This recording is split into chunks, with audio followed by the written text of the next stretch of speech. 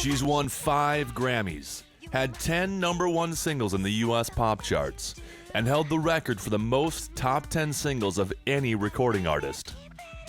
Emerging from her role in the shadows as a celebrity sibling to become a superstar based on her own talent and with her own distinct personality. She's become one of the biggest female pop and R&B stars of the 80s, the 90s, and beyond.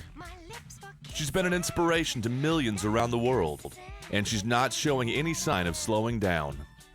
She's Janet Jackson, and this is her story.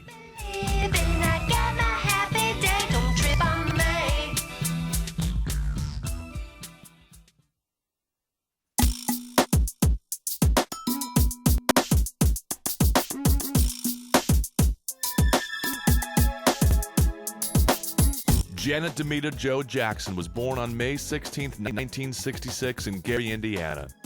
As the baby of the family, Janet would be the last of Joseph and Catherine Jackson's 9 children.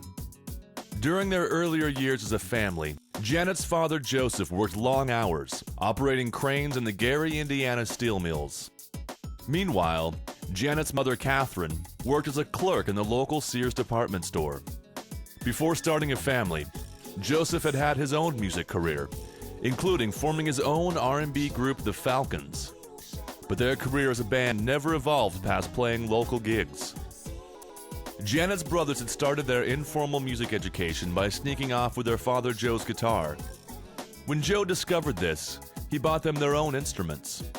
As his sons continued to improve, Joe devoted himself to molding them to a well-rehearsed group and focused on covering Motown and other soul and R&B hits of the era. Using his working knowledge of the music business, Joseph lost no time putting his sons Jackie, Tito, Jermaine, Marlon, and little Michael to work. The legendary Jackson 5. The Jackson 5 were an instant hit, creating a sensation everywhere they performed. Janet was all of 2 years old when the Jackson 5 were signed to Detroit's Motown record label in March 1969, under the guidance of famed music producer Berry Gordy. By the end of the year, they recorded their first single, I Want You Back. And by January 1970, the song had already reached #1 on both the pop and the R&B charts.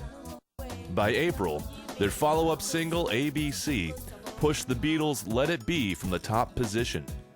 By the summer of 1970, the Jacksons' young, soulful sound, dubbed bubblegum soul, was everywhere. The Jackson 5 were headlining 20,000-seat venues. Jackson Mania was in full swing, and they had 2 more #1 hits coming to end their phenomenal year. In the fall of 1970, their 4th #1 single in a row and biggest hit, I'll Be There, remained the top position for 5 weeks.